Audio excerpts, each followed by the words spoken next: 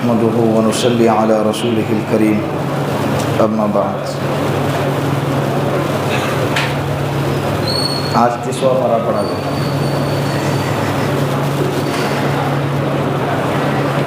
اللہ کا لاکھ لاکھ شکر ہے کہ اللہ نے قرآن کے پڑھنے اور سننے کی توفیق عطا فرمائی۔ بات چل رہی تھی 27واں پارہ سورۃ القمر، سورہ رحمان سے پہلے۔ اقترب، بسم اللہ الرحمن الرحیم، اقتربت الساعۃ وانشق القمر، قیامت قریب ہے، چاند کے ٹکڑے ہو گئے۔ اللہ کے رسول صلی اللہ علیہ وسلم مکۃ المکرمہ کے بازار میں تھے اور ہجرت سے 5 سال پہلے کی بات ہے، ہجرت سے 5 سال، سن نبوی 8 ہو گئے، 13 نبوی، 13 سال اللہ کے رسول مکہ میں رہے، تو سن نبوی 8، ہجرت سے 5 سال پہلے اللہ کے رسول مکۃ المکرمہ کے بازار میں تھے۔ اس وقت کفار مکہ کا ایک جمگھٹا اللہ کے رسول صلی اللہ علیہ وسلم کے پاس آیا اور ان کو گھیر کر کہنے لگا کہ اگر تم نبی ہے تو اپنے نبوت کی دلیل بتاؤ، کوئی معجزہ بتاؤ۔ تو اللہ کے رسول صلی اللہ علیہ وسلم نے فرمایا کہ میں تو نبی ہوں، تمہیں کیا معجزہ چاہیے؟ کہا 14ویں کا چاند تھا، پورا پورا، کہا یہ جو چاند دکھ رہا ہے نا اس کے ٹکڑے کر کے بتا۔ اللہ کے رسول صلی اللہ علیہ وسلم نے انگلی کا اشارہ فرمایا، چاند کے 2 ٹکڑے ہو گئے، ایک حصہ مشرق کی طرف اور ایک حصہ مغرب کی طرف۔ بعض روایتوں میں لکھا ہے کہ ایک حصہ ہیرا پہاڑی کے اس طرف اور ایک حصہ ہیرا پہاڑی کے اس طرف۔ تمام نے دیکھا، یہاں تک کہ ہندوستان کے ایک مہاراجا کوئی ہے اس نے بھی دیکھا، یہاں تک کہ جب چاند سب کو پوری دنیا کو نظر آتا ہے کہ اس کے ٹکڑے ہوں گے تو سب کو دکھے۔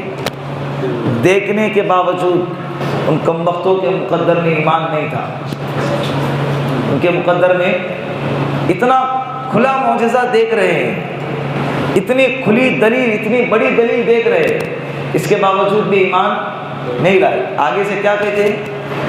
وَإِن يَرَوْا آيَةً يُعْرِضُوا وَيَقُولُوا سِحْرٌ مُسْتَمِرٌ۔ جب یہ نشانی دیکھے نا ان لوگوں نے تو کہنے لگے کہ اس کا جادو تو چاند پہ بھی چلتا ہے، اس کا جادو تو چاند پہ بھی اتنے دور تک جاتا ہے۔ جادو کا نام دیا، کس کا نام دیا؟ جادو کا نام۔ ماننے والوں کے لیے ایک دلیل کافی ہوتی ہے، نہ ماننے والوں کے لیے ہزاروں دلائل میں رکھ دو۔ اسی لیے میں کہتا ہوں اگر آپ کے ساتھ کوئی ایسا شخص بھڑ جائے اور بے فضول کی بحث کرنے لگے، آپ سمجھ جائیں میں گول مول کر کے باتیں کر رہا ہوں۔ اگر کوئی بھڑ جائے اور بے فضول کی بحث کرنے لگے جس بحث کا کوئی حاصل نہیں تو اس سے بحث کرنا بیکار ہے۔ جب سامنے والے بندے کو ماننا ہی نہیں ہے تو دلائل پہ دلائل، دلائل پہ دلائل پیش کرو، وہ مانے گا؟ اگر کسی کو ماننا ہے تو ایک بات بیان کر دو، وہ بندہ کیا ہو جائے گا؟ مان لے گا۔ اسی لیے زیادہ بحث و مباحثے میں پڑھنا نہیں چاہیے۔ اسی لیے آج کے زمانے میں علماء نے مناظرے کو منع لکھا ہے، ڈیبیٹ کرتے نا سامنے آمنے بیٹھ کے، اس لیے کہ پہلے کے جو لوگ تھے نا صاف دل کے تھے، جب مناظرے کے لیے بیٹھتے تھے سمجھ میں آتا کہ یہ دلیل صحیح ہے تو فوراً اپنا مذہب ہو، مسلک ہو، فرقہ ہو، جو بھی جس پر ہے چھوڑ کے حق دلیل کو مان لیتے تھے۔ لیکن اب مسئلہ ایسا ہو گیا کہ جہاں ایسے لگے کہ بھائی وہ صحیح بول رہا، ہم غلط بول رہے، پتلی گلی سے نکل جاتے ہیں۔ یا تو یہ ہوتا ہے یا وہ باطل اپنے باطل کو پیش کرنے کے لیے اچھے اچھے بڑے بڑے جھوٹے جھوٹے دلائل گھڑے گا، وہ اس پہ محنت کرے گا، وہ باطل اپنے باطل میں اور مضبوط ہوتا جائے گا۔ مناظرہ کا ایک نقصان ہی ہوگا، پھر ان کے 20-25 لوگ آئیں گے، ادھر سے 20-25 لوگ آئیں گے، ہوگا نا ایسا ہی۔ اسی لیے منع کیا، علماء سے جڑے رہو، جو سمجھ میں نہیں آتا ہے ان سے پوچھو، سیکھنے کی کوشش کرو۔ کون منع کرتا ہے؟ لوگ کہتے ہیں کہ یہ لوگ آپ لوگوں کو جو ہے قرآن حدیث سے کاٹ رہے ہیں اور کہتے ہیں کہ علماء سے پوچھو۔ ٹھیک ہے، تم پڑھو، سورہ فاتحہ سے مسئلہ نکال کے دکھاؤ، نکالو چھٹے پارے سے سورہ مائدہ سے وضو کا مسئلہ نکال کے دکھاؤ۔ بہت آپ کو امام بخاری اور امام مسلم اور بخاری اور مسلم کرنا آتا ہے نا، کھول کے بیٹھو بخاری شریف اور دکھاؤ۔ قاعدہ سیدھے سے پڑھنے نہیں آتا ہے، نورانی قاعدہ ٹھیک سے تختیہ پڑھنے نہیں آتی ہیں، اور بات کیا کرتے ہیں؟ بخاری ہے نا اتنی بڑی کتاب ہے، کھولو، کہاں علماء سے پوچھتے ہیں؟ یہ امت کو گمراہ کرنے والی بات ہے، امت کو علماء سے، امت کے طبقے کو علماء سے کاٹنے والی بات ہے۔ یہ بہت بڑا فتنہ ہے، اس سے کیا ہونا چاہیے؟ علماء کے اپنی جیب سے نکال کے نہیں دیتے، میری مانو، میری کون کہتا ہے مانے؟ ارے امام ابو حنیفہ رحمۃ اللہ علیہ نے فرمایا کہ اگر میری بات اللہ کے رسول کے حدیث سے ٹکرا جائے تو میری بات کو، میرے مسئلے کو کوڑے اور کرکٹ میں پھینک دینا، اللہ کے رسول کی بات کو مان لینا۔ جب وہ بندہ مسلک کا امام جو بانی ہے اس مسلک کا، حنفی مسلک کا، جب اس نے یہ کہہ دیا تو پھر بھی اعتراض اس پہ کہ یہ اپنی جیب سے مسئلے کرتا ہے اور اس کو 17 حدیثیں یاد تھی اور یہ تھا اور فلاں تھا، اور آج بات نکلی ہے تو کہہ رہا ہوں۔ یہ بہت بڑی گمراہی کی بات ہے۔ خامخواہ ایک مارکیٹ میں ہر روز ایک نیا مسئلہ لے کر آئیں گے، یہ مت کرو، وہ مت کرو۔ جو چیز پر امت کا ایک طبقہ عمل کر رہا ہے اس کو وہاں سے کیا کرنا ہے؟ کاٹ دینا۔ اپنا پروڈکٹ مارکیٹ میں اگر لانچ کرنا ہے نا تو پہلے سے جو چل رہا ہے اس کی برائی بیان کرو۔ اچھا تم لکس صابن استعمال کرتے ہیں، ارے اس سے پھنسیاں آتے ہیں، اس سے کھجلی ہوتی ہے، یہ مت استعمال کرو، چھوڑ دیا بندے۔ اب کوئی تو چاہیے نا صابن، اچھا 2 دن سے تم نہائے نہیں نا، صابن ہی نہیں لگائے، اچھا یہ لو یہ صابن دے دو، ہو گیا مارکیٹ میں کیا ہو گئے حضرت؟ مقبول ہو گئے۔ امام ابو حنیفہ سے کاٹا، امام شافعی سے کاٹا، امام مالک رحمۃ اللہ علیہ سے کاٹا، امام احمد بن حنبل سے کاٹا، سارے ائمہ اور سارے مجتہدین، صحابہ سے تک کے، کیا صحابہ سے تک کے، حضرت عمر فاروق رضی اللہ عنہ کی روایتوں کو بھی نظر انداز کر دیا گیا۔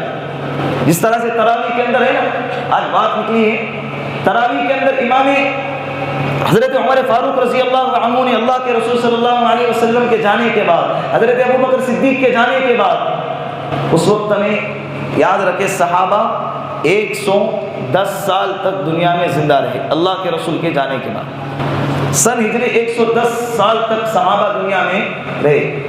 ابھی تو 2.5 سال ہی ہوئے تھے حضرت ابو بکر صدیق خلافت کر کے دنیا سے چلے گئے، اللہ کے رسول کو جا کر کتنے سال ہو گئے؟ 2.5 سال 3 سال ہو گئے۔ تو صحابہ کا مجمع کتنا بڑا مدینے میں ہوگا آپ بتاؤ؟ تمام صحابہ ہوں گے، اس میں حضرت عثمان غنی بھی ہے، حضرت علی ہے، حضرت طلحہ ہے، حضرت عبد الرحمن بن عوف ہے، بڑے بڑے محدثین ہیں، حضرت عبداللہ بن مسعود ہے، حضرت عبداللہ بن عباس ہے، حضرت عبداللہ بن عمر ہے۔ یہ فقہائے صحابہ کا نام گنا رہا ہوں جو بڑے بڑے مانے جاتے تھے اپنے وقت کے علم میں۔ حضرت عمر نے تمام امت کو 20 رکعت تراویح پر جمع فرمایا۔ کتنے رکعت تھے؟ مسجد نبوی میں 20 رکعت نماز ہوگی۔ صحابہ کے پاس کوئی روایت نہیں تھی، کوئی دلیل نہیں تھی ان کے پاس اعتراض کرنے کے لیے کہ اللہ کے رسول نے 8 ہی پڑھی تھی اور آپ کیسے 20 پڑھا رہے ہیں۔ ایک بھی صحابی نے اعتراض نہیں کیا، تمام صحابہ نے مسجد نبوی کے اندر 20 رکعت نماز پڑھی ہے، اور بلکہ مدینے میں نہیں، مدینے میں، مکہ میں، بلکہ عرب میں، ملک شام میں، دیگر جہاں بھی مملکتیں اسلامیہ تھی قائم تھی، تمام علاقوں کے اندر 20 رکعت تراویح کی نماز پڑھی جاتی، کوئی اعتراض کرنے والا نہیں تھا۔ اتنے 100 سال گزر گئے نا، ان لوگوں کو اچانک دلیل مل گئی، امت کو کیا کر رہے؟ عبادت سے کاٹنے کی کوشش کر رہے۔ 12 چھوڑ دو نا، 8 پڑھو آرام سے اور بیٹھ جاؤ گھر پہ، 8 پڑھ کے نکلو پتلی گلی سے۔ کل قیامت کے دن، میں نے رات نہیں کہا، کل قیامت کے دن اللہ اگر پوچھے، مان لو ایسے ہی لطیفہ کہ تراویح 20 رکعت والوں سے اگر اللہ پوچھے کہ تراویح 8 رکعت تھی کہاں لاؤ، تو ہمارے پاس 20 ہے، ہم اس میں سے 8 نکال کے دے دیں گے، لو نفل ہے نا 12 ہے۔ اللہ اگر 8 والوں سے پوچھے گی کہ تراویح 20 رکعت تھی کہاں ہے، اب وہ 8 کے بعد 12 کہاں سے لائیں گے؟ پوچھیں گے نا اللہ۔ تو خامخواہ اپنے طرف سے امت کو گمراہ کرنے کی کوشش نہ کرے. ٹوپی مت پہنو، کہاں فرض ہے کیا، یہ تو سنت ہے نا. سنت چھوڑنے کے لیے ہوتی ہے، سنت کس لیے ہوتی ہے؟ کرنے کے لیے. کرو نا پھر. سنت کو سنت سمجھ کے چھوڑنا یہ ایمان کے خطرے کی علامت ہے. سنت تو ہے نا، کیا ہے سنت؟ تو سنت کس لیے ہوتی ہے بتاؤ؟ کیا بوجھ 10 کلو کی ٹوپی رہتی ہے، چھٹا کر 5-6 چھٹا کی ہوں گی سر پہ رکھنے کے لیے بوجھ لگتا ہے. یہ نشانی، یہ علامت ہے امت مسلمہ کی. کیا فرق پڑتا ہے؟ بول. ہاں ٹھیک ہے، سینے پہ ہاتھ باندھنا یہ افضلیت اور مفضولیت کا مسئلہ ہے، اس میں نہیں جاتے، لیکن اعمال سے امت کو کیوں کاٹا جا رہا ہے؟ اعمال سے امت کو کیوں کاٹا جا رہا ہے؟ یہ مت کرو، یہ ضروری ہے کیا، وہ ضروری ہے کیا، یہ دلائل پیش کر کے امت کو کیا کر رہے ہیں؟ گمراہ کرنے کی کوشش کر رہے ہیں. برائے مہربانی علماء سے جڑے رہو. کس سے جڑے رہو؟ علماء سے جڑے رہو. پوچھ کر مسائل معلوم کر کے عمل کرنے کی کوشش کرو. اگر آپ کو اللہ نے عقل دیا ہے، سمجھ میں آتا ہے کہ کون سا عالم کیا مسئلہ ہے، گلی گلی میں آپ کو عالم ملیں گے. نہیں تو فون پہ ہزاروں کانٹیکٹ ہے اس نا، اس سے اطمینان نہیں ہوا، اس سے پوچھو. اور جو بیان کرتے ہیں نا کہ بھائی علماء سے مت پوچھو، تو کس سے پوچھو؟ کہ سب کے سب بخاری کے حافظ ہوتے ہیں وہ لوگ. کس سے پوچھو؟ بھائی مجھ سے پوچھو گے. مطلب تو کون ہو گیا؟ تو امام ہو گئے. مطلب تو اپنے آپ سے پوچھنے کو کہہ رہا ہے تو عالم سے مت پوچھو، لیکن کس سے پوچھو؟ مجھ سے پوچھو. میں کون ہے بولنے والا؟ میں بھی جاہل. مجھ سے پوچھو چلے گا. مجھ سے پوچھیں گے تو آپ گمراہ نہیں ہوں گے، علماء سے پوچھیں گے تو کیا ہوں گے؟ کہ آپ گمراہ ہو جائیں گے.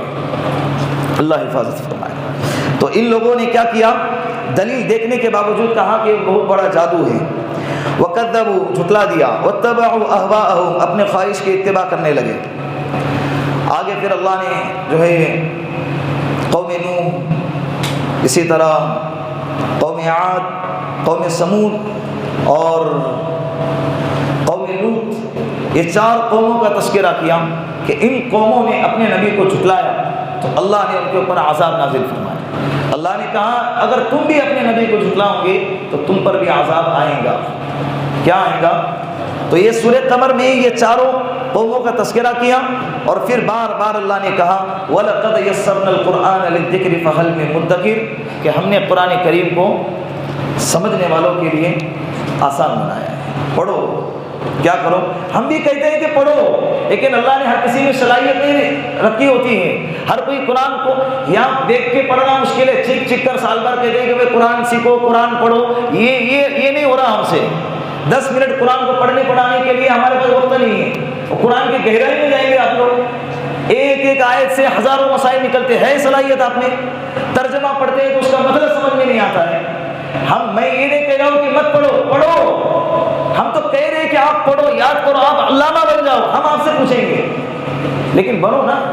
جب نہیں بن سکتے تو کیا کرو پھر؟ کیا کرو؟ پوچھو پھر جس کو معلوم ہے. فَاسْأَلُوا أَهْلَ الذِّكْرِ إِن كُنتُمْ لَا تَعْلَمُونَ. اللہ کہہ رہے ہیں اہل ذکر علماء سے پوچھو اگر تمہیں معلوم نہیں ہے.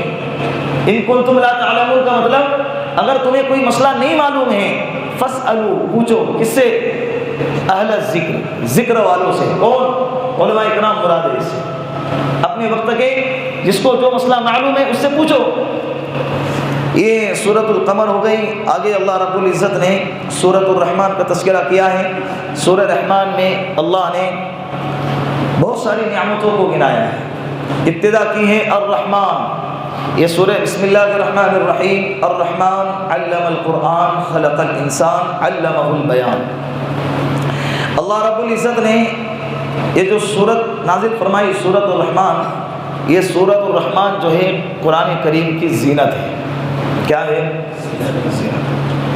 زینت اس لیے کہا اسے، جس طرح سے ہار پہنتے نا گلے میں، تو تھوڑے تھوڑے پھول کے بعد ایک گلاب کا پھول ہوتا ہے، تھوڑے تھوڑے پھول کے بعد پھر ایک گلاب کا پھول ہوتا ہے. ہار اسی سے پورا ہوتا ہے نا. پھر 2-3 آیتیں آئی فَبِأَيِّ آلَاءِ رَبِّكُمَا تُكَذِّبَانِ. پھر ایک آیت کا تذکرہ کیا، پھر فَبِأَيِّ آلَاءِ رَبِّكُمَا تُكَذِّبَانِ. پھر 2-3 آیتوں کا تذکرہ کیا، پھر کہا فَبِأَيِّ آلَاءِ رَبِّكُمَا تُكَذِّبَانِ، کہ تم اپنے رب کے کون کون سی نعمتوں کو جھٹلاؤ. تو اللہ نے کہا الرحمن. رحمان کون ہے؟ اللہ. علم القرآن، اللہ نے قرآن کو سکھایا، خلق الانسان، اور انسان کو پیدا کیا۔ کون رحمان؟ جس نے قرآن سکھایا اور جس نے انسان کو پیدا کیا۔ پہلے انسان کو پیدا کیا پھر قرآن سکھایا، یا پہلے قرآن سکھایا پھر پیدا کیا؟ پہلے انسان کو پیدا کیا پھر سکھایا نا۔ لیکن اللہ نے یہ قرآن کی سیکھنے سکھانے کی اہمیت کو اتنی اہمیت ہے اس کی اہمیت کو بتانے کے لیے اللہ نے پہلے قرآن کے سیکھنے کو بتایا کہ میں نے قرآن کو سکھایا، پھر اس کے بعد اللہ نے ذکر کیا کہ انسان کو پیدا کیا۔ قرآن اپنے زندگی کا معمول بنا لے، قرآن اپنی زندگی کا معمول بنا لے۔ ایک شاعر کا شعر یاد آتا ہے سورہ رحمان پہ، دنیا کے شاعروں کا دیوان پڑھ کے دیکھا، دنیا کے شاعروں کا، بولو نا، دنیا کے شاعروں کا دیوان پڑھ کے دیکھا، ایک بار میرے رب کا قرآن پڑھ کے دیکھ، ایک بار میرے رب کا قرآن پڑھ کے دیکھ، آنکھیں بھی ہوں گی روشن، دل بھی ہوگا گلشن، ایک بار میرے رب کا سورہ رحمان پڑھ کے دیکھ۔ کبھی کبھی قرآن کھول کے پڑھا کرے، سورہ رحمان ہے، سورہ یاسین ہے، سورہ یوسف ہے، یہ صورتیں یاد کر کے نماز میں پڑھنے جیسی ہے، اسے یاد کیا کریں۔ وقت نہیں ملتا ہے، کہاں سے یاد کریں؟ ہے موبائل سوکن ہے ہماری، جس کے لیے 3 سے 4 گھنٹے ہمارے ضائع ہو جاتے ہیں۔ ہماری سوکن نہیں، گھر والی کی سوکن۔ تو ابھی رمضان چلا جا رہا ہے، ابھی سے طے کرے کہ انشاءاللہ پورے 24 گھنٹے میں سے ایک وقت نکالیں گے قرآن کے لیے۔ وہی زندگی، وہی شام، وہی صبح، وہی دوپہر، وہی صبح کا ناشتہ، وہی دوپہر کا کھانا، وہی اٹھ رہے، وہی سو رہے، وہی کھا رہے، گھوم رہے پھر رہے، کچھ تو تبدیلی لاؤ۔ پہلے تراویح سے لے کر اب تک اللہ کے کرم سے اتنی بارشیں ہو رہی ہے آپ پر، بہت ساری، مجھے تو ایسا لگتا ہے، امید ہے مجھے کہ آپ کو بہت ساری چیزوں کی نئی معلومات ہو گئی ہوں گی۔ اللہ نے قرآن میں اتنا سب کچھ ذکر کیا ہے، ہر روز ایک نیا ٹاپک سامنے آتا تھا، تو کس لیے آج تو زبردست طبیعت خوش ہو گئی۔ کیا ہو گیا ہے نا؟ ایسے ہی طبیعت خوش ہو گئی، طبیعت تو طہورا کا جوس پینے سے بھی خوش ہو جاتی ہے، لیکن تھوڑی دیر کے بعد طہورا کا جوس تو نہیں ہے، یہ کیا ہے؟ اللہ کا قرآن ہے۔ تو سن لی ہے نا، تو نیت کرو، ٹائمنگ آگے پیچھے کرو، اپنے نظام زندگی کو تبدیل کرنے کی کوشش کرو۔ بہت ہو گئی یار غفلت کی زندگی، کیا ہو گئی؟ ارے باطل مذہب والے اپنے مذہب کو آگے بڑھانے کے لیے رات دن ایک کر رہے، حالانکہ کچھ نہیں۔ کیا ہے؟ کچھ نہیں۔ والذین کفروا اعمالهم کسراب بقیعة یحسبه الظمآن ماء حتی اذا جاءه لم یجده شیئا۔ اللہ کہتے ہیں قرآن میں کہ جو لوگ کفر اختیار کرتے ہیں وہ اپنے اعمال کو بہت بڑا سمجھتے ہیں، ان کی مثال تو ایسی ہے جیسے انسان وہ ڈامری روڈ پہ چلتا ہے نا، تو گاڑی چلاتے ہوئے ایسا لگتا ہے کہ دور سے پانی ہے، جب قریب جاتا ہے تو کیا ہے؟ پانی نہیں رہتا، وہ کیا رہتا ہے؟ ایک چمک رہتی ہے، ایک لہر رہتی ہے، لیکن اس کو کیا سمجھتا ہے؟ پانی سمجھتا ہے، جب قریب جاتا ہے تو وہ پانی نہیں ہوتا ہے۔ وہ اپنے اعمال کو بہت کچھ سمجھتا ہے، لیکن کل قیامت کے دن جب جائے گا تو رتی برابر بھی اس کو کچھ نہیں، وہ کچھ نہیں پائے گا۔ تو جب وہ کچھ نہیں ہے اس کے باوجود سب کچھ کر رہے ہیں، سب کچھ، اور سینہ ٹھوک کے ڈنکے کے چوٹ پہ کہہ رہے ہیں ہمارے پاس تو سب کچھ ہے، ہماری بنیاد سب کچھ ہمارے پاس ہے، ہمیں یقین ہے نا کہ ہمارا مذہب حق ہے، ہمارا دین اسلام سچا ہے، یقین ہے نا، اس کے باوجود ایسی سستی، کاہلی، غفلت کیوں یار؟ ختم ہونا چاہیے ابھی انشاءاللہ۔ رمضان کے بعد تبدیلی، اپنی زندگی میں تبدیلی آنی چاہیے۔ تو اللہ نے کہا کہ قرآن کو سکھایا، انسان کو پیدا کیا، اور علمہ البیان، بات کرنے کا سلیقہ سکھایا، بولنے کی طاقت اللہ نے عطا فرمائی۔ یہ اللہ نے ہم کو بہت بڑی نعمت دی ہے۔ کیا بکری کو بولنے آتا ہے؟ اس کو اگر گھاس لا کے رکھ دو، اس کی طبیعت نہیں کر رہی گھاس کھانے کی، وہ کہے گی کہ گھاس نہیں، تھوڑا دوسرا گشتری چکن لے کر آؤ۔ اللہ نے اس میں کوالٹی نہیں رکھی ہے۔ شیر کے سامنے بکری کا گوشت آیا، وہ کہے گا کہ آج یار روز بکری کھا رہا ہوں، آج طبیعت بکری کھانے کو نہیں کر رہی ہے، آج بیل کھانا ہے اس میں کوالٹی۔ اللہ نے کسی جانور میں وہ کوالٹی نہیں رکھی ہے، اللہ نے وہ صلاحیت ہم کو عطا فرمائی۔ فرمائش دسترخوان پہ پاپڑ لاؤ، اچار لاؤ، آج یہ نہیں کھانا ہے وہ نہیں کھانا ہے۔ اللہ عمل کی توفیق عطا فرمائے۔ وآخر الدعوانا الحمدللہ۔